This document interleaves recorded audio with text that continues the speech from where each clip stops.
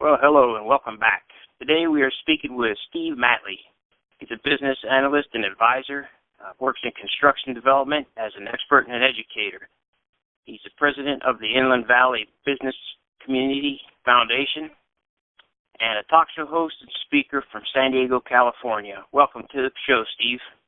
Good, Matt. Glad to be with you. Welcome back from overseas and on your trips and everywhere you've been. Thanks.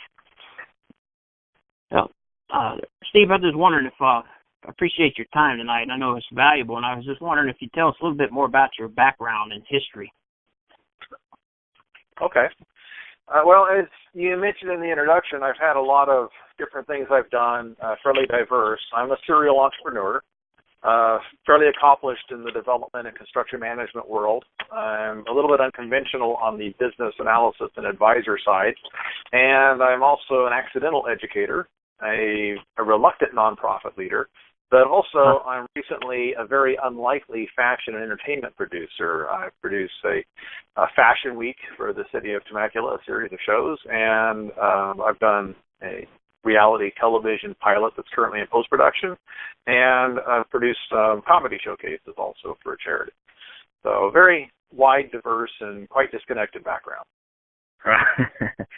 Yeah, it's quite a few things going on. It's quite a few things to manage. That's why it's very interesting, and I think that you have a lot of value to add to people, and be able to help a lot of people in many different areas. And it's a lot of fun. Nothing's ever boring. There's always great things to do, a lot of people to meet and to get to know. And everything leads towards somehow, some way helping other people. All right. Yeah. That's great. And that's, as you know, that's part of what this is about, is talking to people about what they do out here in the civilian world. And this is going to be working for people that coming out of the military or even transitioning in the civilian world, from one area to another area where they may want to, do something new. So it sounds like that's something that you have a lot of experience with, is trying new things and chasing something that you have a passion for. Yes, I am an expert at trying different things that are new and scary, but all of it fits within my overall purpose. That's the key. All right. Okay. And so if you're ever just talking to somebody, you just meet them on the street, or you're, maybe in a bus station, or, maybe just at a coffee shop, and they ask what you do, how do you tell them what you do? Or what do you say that you do? Or what are you? Do you give them that whole spiel, or you have one? I get the question a lot, Matt, because that's one of the first things that we ask of each other when we first meet. It helps us figure out how to categorize each other, where to fit each other into what we know, and helps us determine what we have in common with one another and how we should relate to each other. So I've learned that if you give a person a simple answer, it kills the conversation right away. So, for example, if I say I'm a business consultant, they immediately compare it to what they already know about consultants, and I'm now in that box. If I say I'm a college professor, they put me into a different box, but that's the box in which I will forever be stuck for that person. Or if I say I had a career in construction management, now I'm the guy in loose-fitting jeans with steel-toed boots using a porta potty and whistling at women that go by. And that's just what their thinking is. So when they ask me, what do you do, I usually answer pretty much anything I want to. How about you? And what that does, it's true for one thing. It also leads them to asking for clarification, since there's no box in their head that they can fit me into. So, but first they also have to answer my question with their position and what they do. So once that's gone on, now we're in a conversation, because now they're curious, and now they ask questions, and I can start explaining some of what I do and what I've done, and about my diverse background. And that usually is different for most people. Most people tend to specialize in one certain area for most of their lives, and that's what they do. They're, say, a mechanical engineer, or they're a cupcake baker, or they're a hair clipper, or something like that they've done, they specialized in. And so I can talk to them and actually throw a lot of humor in about how I landed in some of these unrelated fields, because the truth is a lot of what I did wasn't planned. It just sort of came about. There's opportunities. I'm a big fan of seizing opportunities if they fit your purpose. And so that conversation lets me learn more about them beyond their specific job. I want to know more about their title, their company. I want to know more about them. It helps me to understand why they do what they do. And so when we can get past their title and their job and get to who they really are, not their what, but their why and their how, and then we have a better conversation. So that's the long answer to how I usually answer that question, and it is specifically to lead to a conversation. Because everybody's a unique person, and they happen to perform specific services as part of providing for themselves and their families, but I want to know more about them. Right. Yeah, I understand. A lot of people identify themselves with what they do, like you said, and we find that a lot in the military too. People identify to their rank or to their position in the military, and like John Maxwell talks about positional leadership. Number 1 through 5, and some people come in at a 1 and they grow to be 3 or 4, and some people like that positional leadership and they stay there and they base everything on that position. And that's an interesting way to put that. Yeah. And that's not who they are. That just happens to be the position they hold. That's so right, there's a lot more to a person than that. So the military and actually a lot of government, the private sector government work tends to go by titles. I remember I did a lot of consulting for government agencies doing construction management. And I never had a title on my business card because depending what I was doing for different agencies or different companies, I would be a different title. I'd be a project manager level 3. I'd be a senior project manager. I'd be a project engineer. I'd be whatever that contract required is what I would do. And they needed to know my title so they know how to treat me. They needed to know if I was above them or below them or lateral to them. They needed to know which box to put me in so they know how to relate to me because that's their world. Everything's about titles and job codes. Okay. Yeah, that's interesting. Interesting how you put that, and then it leads to the conversation, which could also lead to more about how you can probably help somebody else. And that's the key is finding out what can we do for each other. How can we collaborate and work together? Great. Thanks for that. I appreciate it. And talking a little bit about leadership. I know that something that I didn't mention in the introduction there, I know you may have talked about it there, was building solid foundations, one of the companies that you own. Yes. And that deals with leadership. And so I was wondering if you have any favorite leadership lessons or stories or any kind of, leadership quotes, something that you are kind of driven by or something that pulls you into that leadership world if you were to just do an impromptu speech or lesson on leadership. Well, it's actually what we were just talking about. My biggest lesson I ever got out of leadership is that true leadership is not about a position or where you fit in an organization chart. Again, that's your title. That's what you do. That's not who you are. Contrary to popular belief and catchy quotes, also not everyone is cut out to be a leader. I know there's famous quotes that says everybody will be called on to lead at some point in time and those type of things. That sounds good on a motivational poster, but I don't know that it's true. The same reason, leadership skills can definitely be taught, but then so can musical skills. So if you ever watch the first few rounds of American Idol or The Voice, it's pretty readily apparent that people with a strong passion and desire for music, and even with some talent, they're not really cut out to be musical superstars. We find that out right away. They may be able to derive some happiness from it and maybe enrich their local community or family with it, but they're not going to become rich and famous through it or make a living at it. And similarly, there's some people that can successfully learn some leadership skills, and they can lead as, scout leaders, church leaders, lead their families, but they're really not right in their temperament and way they're built and the way they're wired. They're really not right to lead large, complex organizations because high-level leadership is very demanding. It's lonely. It's exhausting. And it's about serving those you lead. It's not about being in charge. And if it's within your purpose and your calling and you're constantly learning and improving and working and getting better at it, it's very fulfilling because it works in your purpose. But if not, it's just plain frustrating for both the leader and everybody that's working under them. So those are the kind of the two biggest lessons that I learned is first, it's not about your position or your organization. I know John Maxwell writes a lot about that. And I learned that from experience. And the second thing is that not everybody is cut out to step into a role of a highly visible leader. Okay. So that leader, somebody that's out there out in front, because I know sometimes leaders so can lead from the back too. They don't want to take credit for what they're doing, but then there's other leaders that have to be out in front and lead from the front because of what kind of projects they might be working on. Is that kind of what you mean? Well, the thing is, even leading from the rear, you're still the most visible person around. There's that leading from the rear is it's an interesting picture because you're trying to stay behind the scenes. And that's what I do with the nonprofit group. I'm not the face of the nonprofit group, even though I'm the president of it. There's another person, the original founder of the group, that is the face of the group and really the visible part of it. But no matter how much I try to stay behind the scenes, I'm constantly being shoved into the front because I am, in fact, the president of the organization. And people want to see and know and hear from the person who is running the show. Eventually, they want to know who this person is and have a human connection with them. And so you are now thrust. And no matter which direction you're leading from, you can find yourself in very, very lonely positions.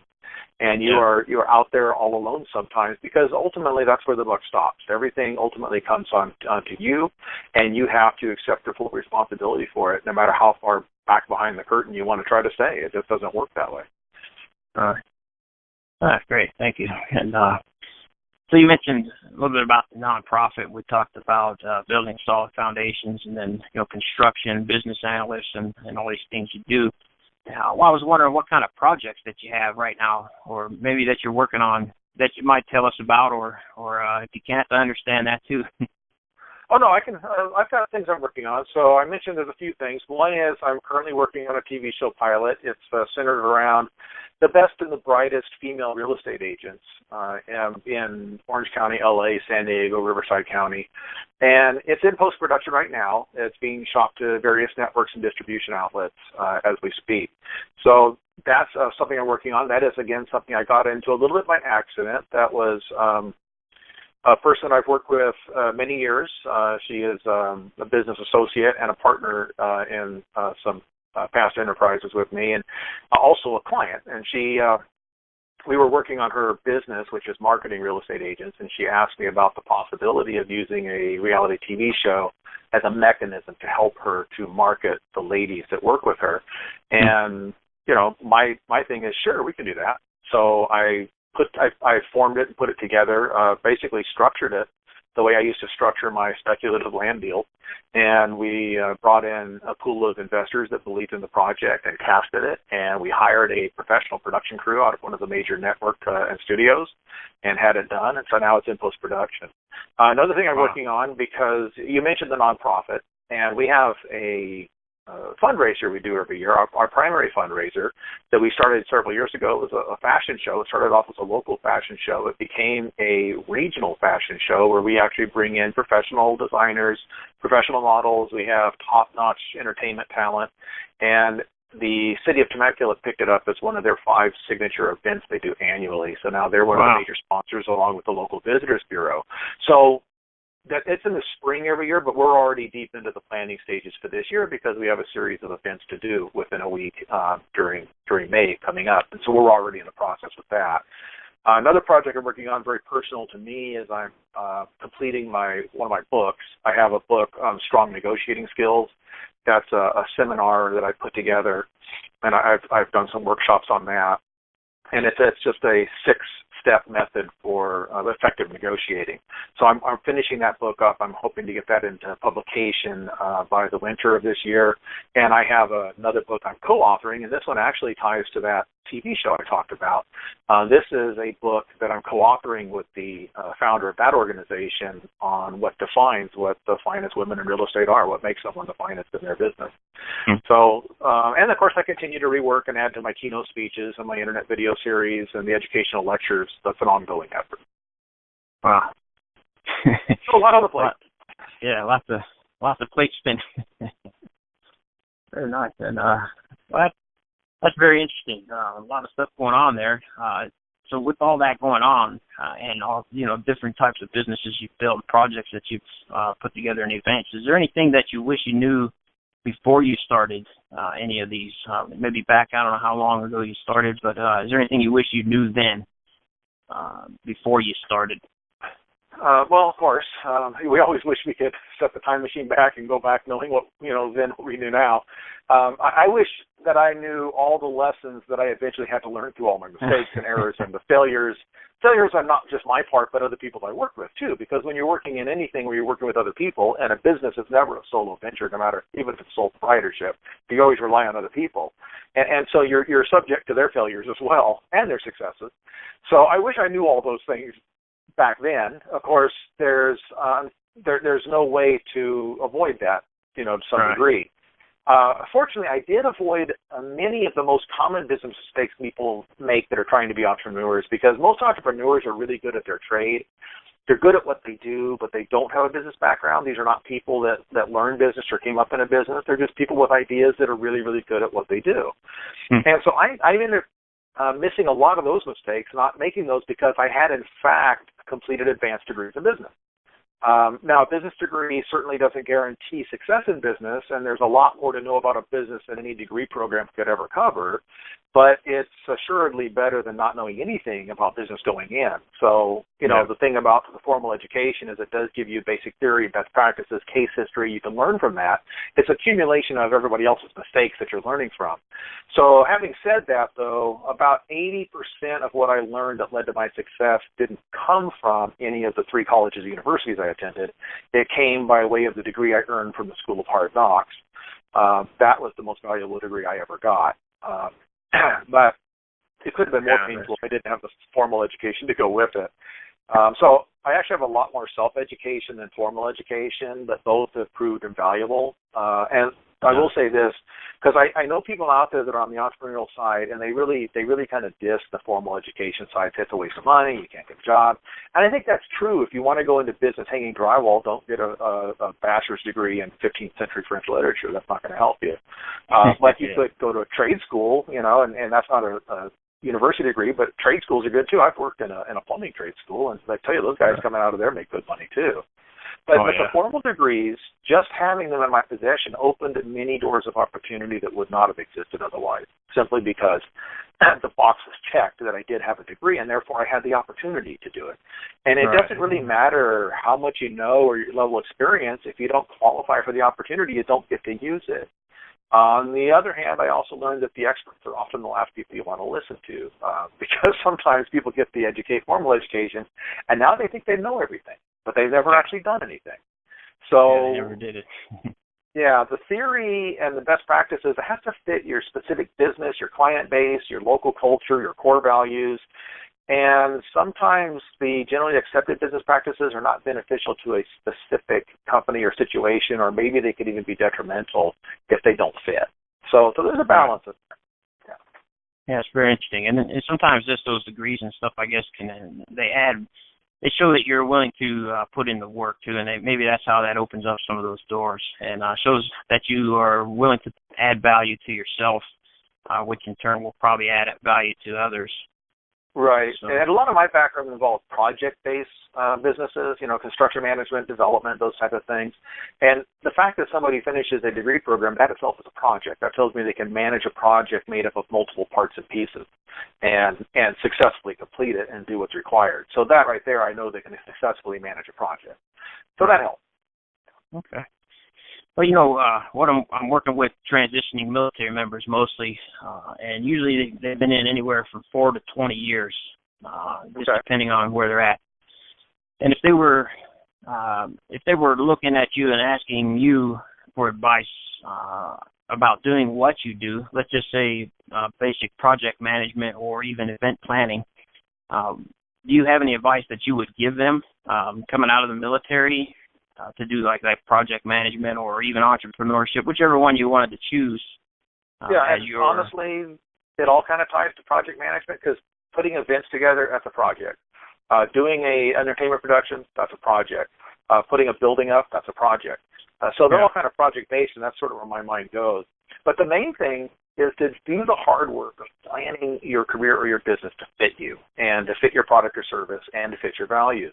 The main thing, they need to know without a doubt who they are, what their business is and what it's about, and why they exist. What's the purpose? And then clearly define non-negotiable core values, those things that the things that you're not going to do and the things you're always going to do, no matter what industry you end up in, and map a specific vision for where they're going. And that sounds kind of a little out there. It's an exercise that I think everybody needs to do individually for themselves, and then when they get in a company, it's easy to find where they fit. Once that's in place, decisions are really easy and really fast. You make a lot less mistakes. You don't waste time agonizing over decisions or wondering about different opportunities. You look at the options. You compare them to your purpose, your values, and your vision. If they fit, it's a go, and if not, you decline it. And so the hard work is figure out who you are and how you fit. So the second piece of that puzzle is, so let's say you figure out what you like, what you're good at, what you want to do, your gifts, your talents, your experience, your education, the temperament you have. You get all this kind of figured out, and you figure, okay, I think this is what I want to do. You got to now prepare yourself for whatever it is that you decide to do. Read the books, watch the videos, take the courses, get the degrees, get the certificates, get the licenses if that's required, whatever's needed. Ask lots of stupid questions of anybody with the expertise that'll stand still long enough to let you ask them. Remain humble and teachable. If you think you know, you probably only know enough to think you know it. But if you don't know enough to know that you don't know everything about it, then you gotta assess that and see where you really are. I've worked with a lot of people that sometimes it's because they went to a highly ranked school and they think they've got the degree and therefore they're good to go. Sometimes they grew up doing a certain trade and they've been doing it longer than their supervisor's been alive or whatever, and they think they know everything. And the problem is they don't. You can always learn things. The worst position to be in is I already know that. That's not the way we've always done it. If it ain't broke, don't fix it. That's a bad attitude to get into. So you got to stay open, stay humble, always learn, always read, always improve, because the world changes. And then check your risk tolerance. Are you willing to put your family in a position of insecurity if you're deciding to start your own business? Because that's what's necessary. For sure. Are you willing to lose what you invest in starting it and more? Do you have thick skin? People are going to turn on you. People are going to say things about you. People will accuse you of things sometimes. People will sue you over nothing because they think you have something to get. Are you prepared to turn down lucrative opportunities because they violate your values? Are you in it for only the financial gain, or does it fit your actual purpose? How does it affect the time with your family, where you're going to live, how often you may need to relocate? You've got to ask yourself all those hard questions as you figure out. So you got to look at, first of all, who you are, what fits, and then when you pick something you want to do, analyze that, evaluate it carefully, and ask yourself the questions. Where am I in 10 years down this path? Am I ready to do this? Is this what I want to do? The good news is, that sounds like I'm discouraging you, but the good news is, no, that's good. When all those questions line up right, instead of being scary, it's exciting. It's because you're doing what you're supposed to do. You know what you're doing, what you're built to do. And let me tell you what, if every Monday morning you get up and you're excited about going to what you do instead of having that knot in your stomach and dreading it, you're in a good place. You're in a really good place. You've done your homework and know, kind of done the homework and know exactly, like you said, know who you are, know what you want to do with your life. Then it's, they say if you love what you do, then you never work a day, right? That's right. And you got to know your temperament. So for me, for example, I was really, really good at accounting. I did excellent at accounting. If I did that every day for a living, I would have shot myself years ago.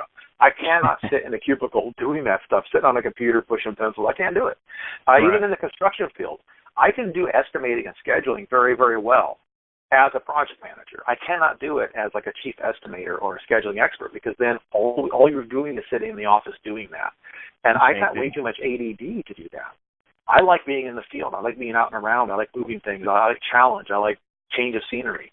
And so for me, doing the project management side, I had multiple projects. I'd go to different sites. I was traveling different places, and I did a little of everything. I did estimating, I did scheduling, I did contract management, I did contract creation, I did meetings, I did negotiations, I did expert witness work, I did litigation support, all kinds of stuff.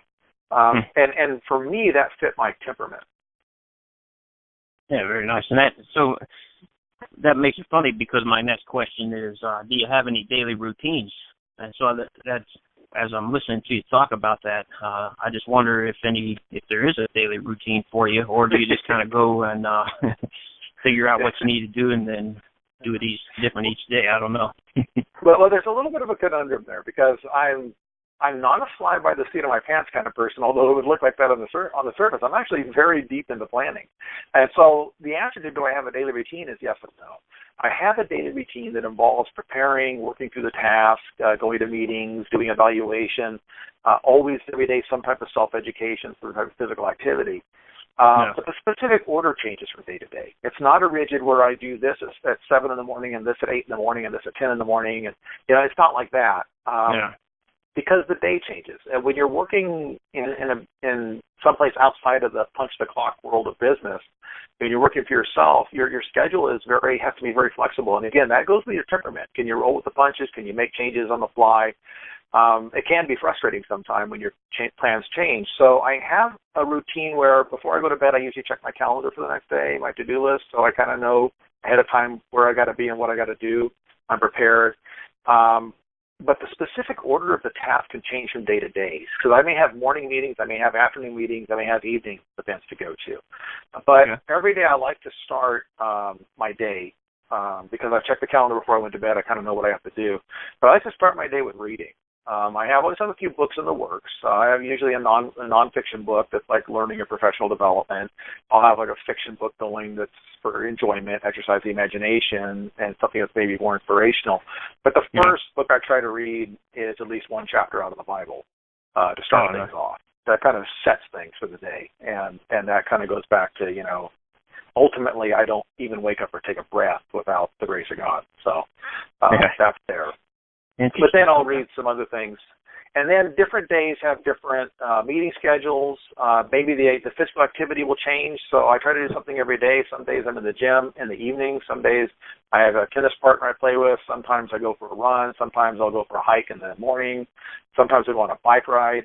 So I like to mix it up, and I'm okay being flexible. So if I plan, let's say, to do a bike ride and it starts raining, I'm okay going to the gym. I can do that instead. I schedule my working time, try to take a block of time where I try to shut other things out, and that's when I write my blogs, I do parts of a book, respond to emails, I prep lessons for the college, work on my speeches, record videos, post to social media, all those type of things. And I found that John Richardson's, John Richardson, he has a 50-minute system where you try to block things out for like 50 minutes and just focus on something for that amount of time. Do that, and then in that 10-minute remaining of the hour, you take your break, you relax, you decide if you're going back for another 50-minute session or doing something different. And so sometimes you do 2 or 3 of those back to back and get a lot of stuff done office-wise. Other times, if it's a day that you go, then maybe that's towards the end of the evening after a full day has gone by. And then I try to end the day again reviewing my calendar, my to-do list, recording any notes from the day's activities, get prepared for the next day. And like I said, I like to make really clear, detailed plans, but I hold them with a very open hand because I always want to allow for consideration of unexpected opportunities. That's how a lot of these crazy things that I've done have come up, because the opportunities presented themselves. And if I had stuck with a rigid plan, I never would have done something. All right. Yeah, definitely. Yeah, I can see that.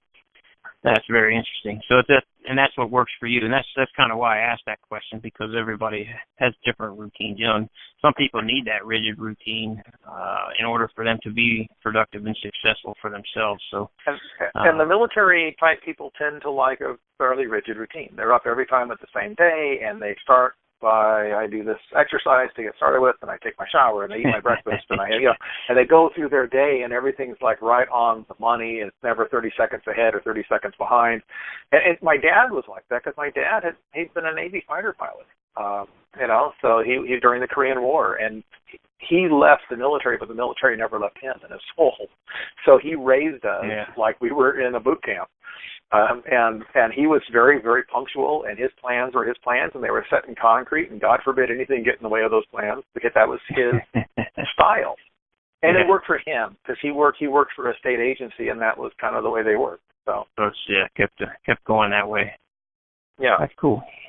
Yeah, thanks for sharing that. And so you talked about books in the morning, and I was going to ask you, what books do you gift or suggest the most to people if they were to ask you about that?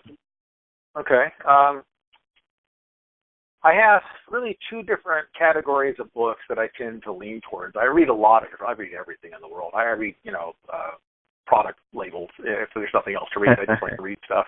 But the two groups of books I tend to gravitate towards are like professional development type books. So you got to think of things like John Maxwell and Zig Ziglar and Mandino and those type of books. Dale Carnegie. And then the other group of books are like the classic literature. It's all those books. Think about all those books that you were supposed to read in high school and college, but you can do the clip notes instead, right? Yeah. And what I learned is that years after I finished school, I realized that everybody who did that, including myself, really cheated themselves. They really cheated themselves out of great stories. There's a reason those are classic pieces of literature. Now, granted, some of them are a little hard to get into because when they were written was several hundred years ago and the language has changed, or maybe they were translated from a different language hundreds of years ago. But I learned that whoever read the books and then prepared the cliff notes totally missed most of the themes of those books. They totally got it wrong. And so I realized that reading it for myself, I found where the real depth of the story was and where the characters were and what the message of the and the themes of the authors were. And they're really fantastic stories. So that's for my kind of preferences.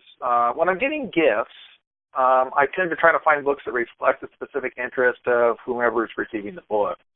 So example, for my mom, if I get her books, they tend to be books that are based on the art world, and she also likes mystery kind of books, kind of macabre mystery type of stuff. But she's an artist, and so sometimes I try to find books that tie the two together.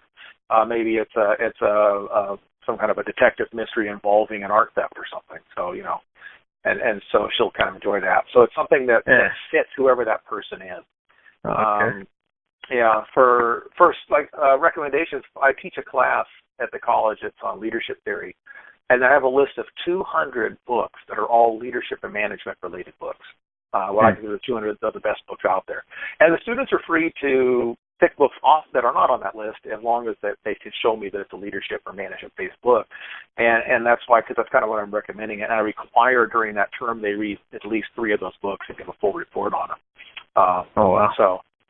Unfortunately for me, though, shopping for books is a real problem because it swallows up a lot more time than I originally planned, and I tend to bring more books home for myself than I do for whoever's supposed to be getting the gift. So I get lost in bookstores, and I still prefer it to the online shopping. You just have to walk up and down the aisles and see what's there. Yeah, there's so much out there, and I go to the library sometimes, and I go to get one book. And I come back with a handful of books. I happen to go through the wrong section at the right time. The thing I found with libraries is that they got that limit. If you check the books out, you got to get it back in a certain amount of time.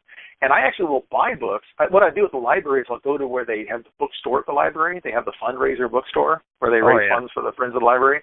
And I can find books there for 50 cents or $1 or whatever. And the great thing about that is if you buy them, you can put them on a shelf. And sometimes I'll get to a book 6 or 9 months after I bought it. Because it just it's like in the queue waiting. And I don't have any worry about renewing it or returning it or getting fined or any of that kind of stuff. So the library's great, but I like actually having my own books. And then the nice thing is when I'm done, I can always turn them back over to them and I can sell them again to someone else. Yeah, somebody else can buy it, help them. If I want to get rid of it. Although I find more often than not, I kind of get greedy with my books and I don't want to give them back. I understand that too.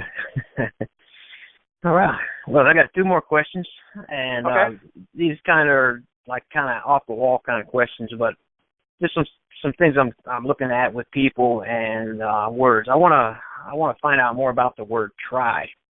Everybody that I ask has a different thought about what the word try means, and so I'm just going to be interested in what you think. If I say the word try to you, and you can base it off of anything because it's just a general question, open-ended. What does that word try mean to you? It's got multiple meanings. In one sense, it's worth either 1 or 2 points, depending whether it was a kick or a run after a touchdown. But that's from my football officiating background. I used to officiate high school football. But no, actually, I have a talk I did on that word try. It was what it was based on. It's one of the talks I did at the San Diego Fair. And what it's really built on is that one of the single worst pieces of advice I've ever heard, and it's bandied about as gospel truth by a lot of people, and it's that phrase, the famous phrase, do or do not, there is no try. You're familiar with that, right? Yes. I think everybody is, that hasn't been living in a bubble for the last 30 years. So personally, I don't look to fictional sci-fi characters represented by small wrinkled green muppets for my life advice. Looking for something a little more substantial. And I think through what that means. And if one follows that particular gym of advice, there's only two choices. You either do something and do it successfully, or you don't do anything so you can avoid the failure. That's the only option it gives you. And that makes people tend to only attempt that at which they are virtually guaranteed to succeed, where they have a very high probability of succeeding. But history is replete with examples of people who succeeded only after they repeatedly tried and failed. Well, how many times did Thomas Edison fail at the light bulb? Or they became good at something, they would never become good at something that they wouldn't even attempt it if they were expected only to succeed at it. A lot of people have succeeded wildly at something that they never would have thought of, including myself, to be honest with you. I have so many things I've done. Okay, so I mentioned that I put this fashion show together. You do know me. You've met me. You've seen the way I dress. Do I look like somebody that should be in charge of a fashion show? Absolutely not. I have no sense of fashion, no sense of style, no sense of glamour. I'm not exactly, I have a face made for radio, but that's, just the way it is. So I encourage my kids to try many things so they can determine what they might enjoy and be good at, or what they would choose to work towards becoming good at. Because sometimes they try something and not good, but they like it. So, okay, good, let's work at it. And so they tried a lot of different things. And the truth is, sometimes, like I had one daughter tried soccer, she hated it. I said, okay, just finish this season, you never have to do it again. I had a same daughter try gymnastics, loved it. I had another daughter try basketball. Every time they passed the ball, she ducked. She was afraid of the ball. That didn't work. Okay, but I couldn't say that's because she was a coward, because she went out for competitive cheer and she was the person they threw up into the air.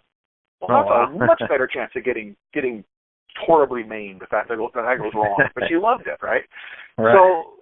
So my wildly diverse background and my list of accomplishments proves that trying something can lead to success in areas that I never thought would be possible. But it took trying it first to make it happen. So when you actually do try, there's two outcomes that you can get. One is you try and succeed, which is really great if you can do that. That's obviously what we all want to do. The other option is you try and fail, which is the best teacher and which leads us to success, even if the success wasn't in that area. You learn things from failure. Failure is your best teacher, and you don't fail if you don't try. So you notice in that, the other option of not doing anything is no longer an option, which is what you get when you do or do not. There is no try. You have the option of, well, we'll just do nothing. Trying is always better than doing nothing. And the reason people do nothing is they want to avoid failing. They want to avoid looking foolish. They want to avoid the anguish of not being successful and rejection and all that comes with it. But that's where you learn. So I'll give you a story here. There was a friend. He's a friend and associate. He's a former professional model and actor. He actually had a contract with a Wrangler, and he had just been cast in a sitcom, an action, like a comic action hero sitcom. And right before they started shooting, he got into a near-death car accident. This was about 15, 16 months ago. He nearly died, and he shouldn't be dead, actually. He was in coma for a while. And then when he came to, he was kind of told by all the medical experts that he would never walk, he'd never talk, he'd never be functional again. Basically, somebody would have to sit there and feed him applesauce and change his diapers on a regular basis, and that's all he was going to be good for. But he decided to try anyways, and he slowly began recuperating and rehabilitating. With his first effort was teaching himself how to text with his left thumb so he could communicate with people. Interesting. Because he couldn't talk. And so each step that he made in that progress, he accomplished, the experts were amazed, but they kept telling him not to expect much more. So eventually, about 12 months after his near-death accident and being told he would never be functional again, he ran a half marathon. Oh, wow. And just this past weekend, he completed a Spartan race. Now, I don't know about you, but Spartan races are things I don't know that I can complete very well. And Spartan I'm very race, able talking. Those are rough. Those are rough. For sure, yeah. So he's thriving today despite he has ongoing health issues from the accident, but it's just not holding him down. And he said to me when we were at the last fashion show, he came out as a special guest, and it was we had him there and featured him, and it was his first time to walk down a runway since his accident. He didn't think he'd ever be able to do that again.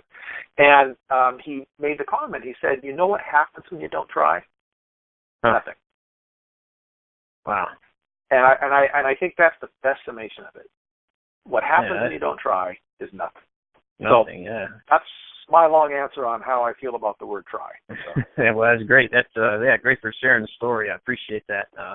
Gave a good picture on how that word try, and I've heard the three words together: try, fail, and adjust. It maybe sums up what he was saying. You know, he tried and failed many times, I'm sure, as he went along, but he just kept adjusting and making it happen. So. And each time you try, you get a little stronger. And each time you try, you get a little wiser. And each time you try, you maybe garner a few co-collaborators along with you that'll help you next time. You end up gathering more resources for it. So it makes your chances increasingly more probable that you will succeed. For sure, yeah, for sure. Yeah, it's like building more character. Everything, say, oh, well, why are we doing this? It builds character. Yeah. And the truth is, a lot of things you try, you don't have to succeed at. You can try at it and say, you know what, this doesn't fit me. Like I say, like my kids with some of those sports, they tried. I don't like it.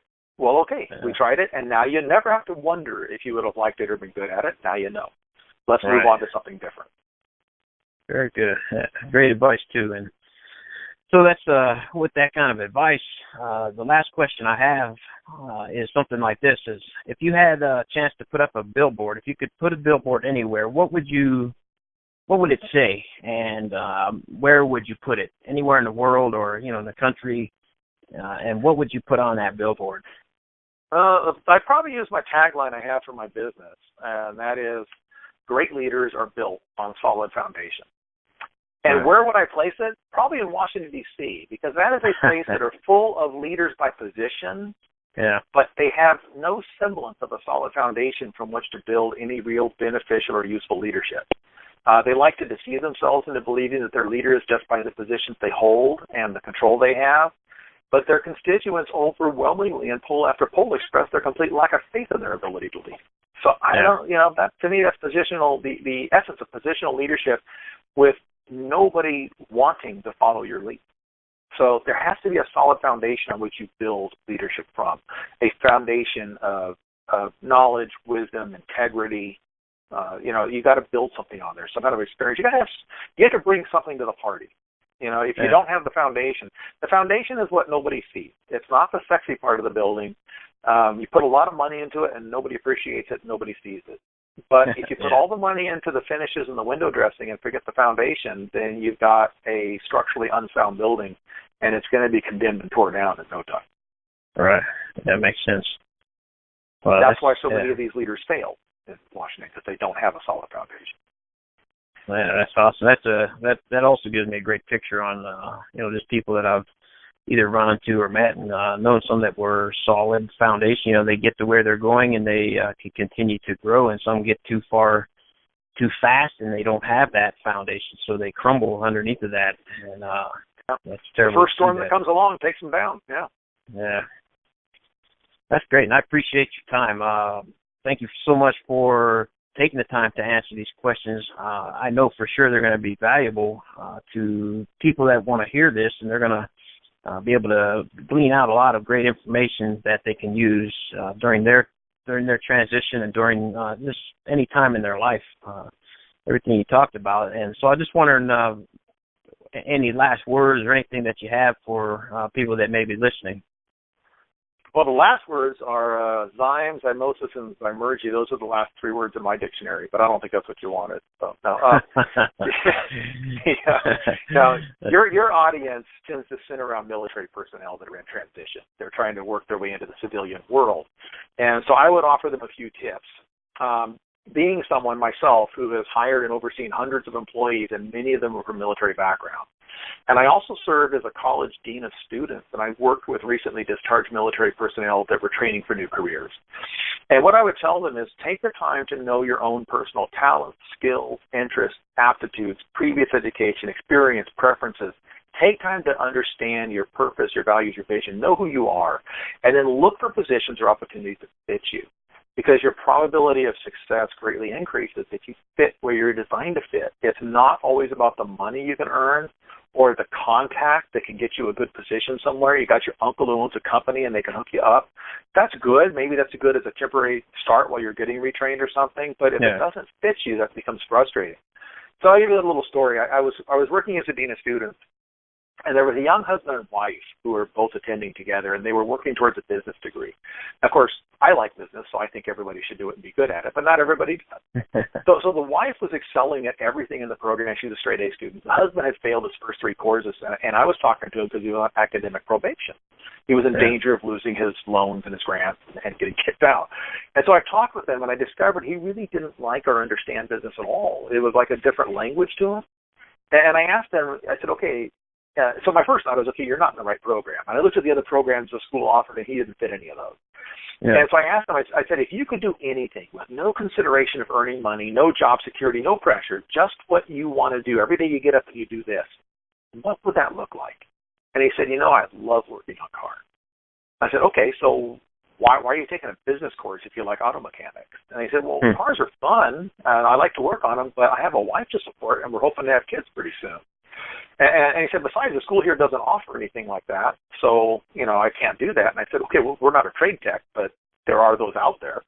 And so the first thing I let him know was that auto mechanics make really good money, and they're in pretty high demand. I know this because I've taken my car to the shop, and I know how much it costs, and somebody's going to pay it. And cars continue to break down, right? So, and I told him, besides working on cars, it gets your interest, your natural abilities, your knowledge, your experience, and your temperament. You're not stuck in a desk. You're out doing things in a shop. And I said, you can actually do this, and you provide a very valuable service to people if you do it honestly and ethically, and you can provide for your family. And so what I did was I told him, I said, listen, I'm not supposed to do this because it's, not really what I'm supposed to be doing in my position, but you need to go down the street. About half a mile down the street, there was a trade tech school. I said, you go talk to them. They have one of the most highly respected mechanic programs around. You don't sign up for anything. Don't do anything rash. Just talk to them and get the information. You come back and you talk to me tomorrow afternoon. Yeah. And so he came back the next day, and he was just wide-eyed and excited, and he's telling me all about the awesome shop setup and the programs. They have auto, motorcycles, small engines, aviation mechanics. He's just all over it. And so I once we talked to him, I walked him into the college president's office, and I suggested, look, we probably aren't supposed to do this, but it's a competitive school, competing school, but isn't it better to release this guy's student loans and help him get moved over there than it is to watch him flail and fail, and now we have a failed student on our rolls that we couldn't get graduated, and that hurts our numbers. That's no good. It makes it look like we failed a student, and it's just not a good fit. He's a square peg in a round hole. So the president, she agreed, and so we helped him to move over to the other school. And so from time to time, I checked with his wife, who was still going to our school, and on his progress, and she told me she had never seen him happier. That she hadn't realized how much stress he was under for studying for something he didn't like and failing at it, not for lack of trying. And then all he had to look forward to was a life sentence working in an office that he didn't want to do. Right. And then she said, we found out that he's easily going to make about 3 times what I'm going to make when we graduate. Oh, wow. I said, well, there you go. So it all works. So the moral of the story is know yourself and find out where you fit. That's the number one thing for these guys coming out. Just get to know themselves and what works for you. That's great. If you need a degree or you need a license certificate, go get it. Do the research. Do your education. If you need to go to an apprenticeship program, do that. Do what it takes and fit where you need to fit. And don't worry about how people view you based on your position or the kind of clothes you wear every day or whether you drive a truck to work or you drive a Mercedes to work. That doesn't matter. Fit where you fit, and you'll be able to provide for yourself. Oh, yeah, that's awesome. That's awesome. I can see how that fits a lot of people and how they, coming out of the military, can use that to their advantage to definitely make different choices than maybe they were thinking about before they heard something like this. So, again, I really appreciate your time and all the valuable information that you put into this tonight. And so people may want to get in contact with you. So what would be the way that you would suggest? What's the easiest way to contact you about, maybe finding out more about you or more about what you do and how your life is going? How would you say that would be the best way? Well, the best way to contact me directly is probably go through my website, buildingsolidfoundations.com. It's all one word, all lowercase, and it's plural, buildingsolidfoundations.com. Okay. That's my company. If they want to check me out on social media, I'm at facebook.com/Stephen with a PH, facebook.com/StephenMatley1. They can check me on LinkedIn. My full resume is on there. They can check out some of my background. That's linkedin.com/in/Steve-Matley. And then here's the trick card, #0B359510. And Okay. they can also check on the nonprofit, IVBCF.com. It's Inland Valley Business and Community Foundation, IVBCF.com. And Okay. they actually just go to /board of directors. They'll see my name. They can actually click my phone number. My cell phone is on there, as is my email address for that nonprofit. They can click that and get hold of me. Okay. I'm on Google+, so they can find me there if they search me. And if they're involved in anything to do with the real estate business at all, I'm also on ActiveRain. It's activerain.com/profile/SMatley. So any of those will get to me. That's great. This fits your temperament as well. Lots of different ways to contact you. So. Absolutely. Well, everybody's got different angles, and I've learned that it's not about what works for me and what's comfortable for me. It's about what works for the people I'm trying to get hold of and what's comfortable for them. So Right. I personally am not I don't enjoy social media all that much because I'm naturally a fairly introverted personality, but the truth is it's what the world we live in. And so you have to adapt. You got to, reach people where they are. That's the guys coming out too. If they're going to contact potential employers or different schools, they've got to sometimes step off, get out of their comfort zone and go to channels they're not used to going to. Right. Yeah. For sure. Where's their target at, and what works for them. All right. Well, thanks. And I'll put all these links in the show notes so that people can just easily click on those and get in contact with you. So again, I appreciate your time. It's very awesome and very valuable to hear what you have to say and helping people out and everything else. So I appreciate it. Right, man, I appreciate you hosting me today. Yeah, for sure. And I'd like to do a follow-up in a few months and just see kind of where you're at and, give you a follow-up and then let you know how things are going with, people listening to this and downloading and stuff like that. All right. Sounds good. Thanks for your time and have a great night. All right. Thank you, Matt. You have a good night, too. Okay. Thanks. Bye.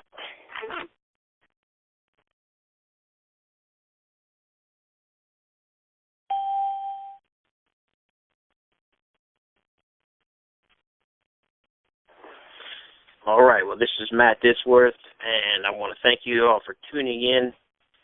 Thank you for the guest today. All valuable, great information.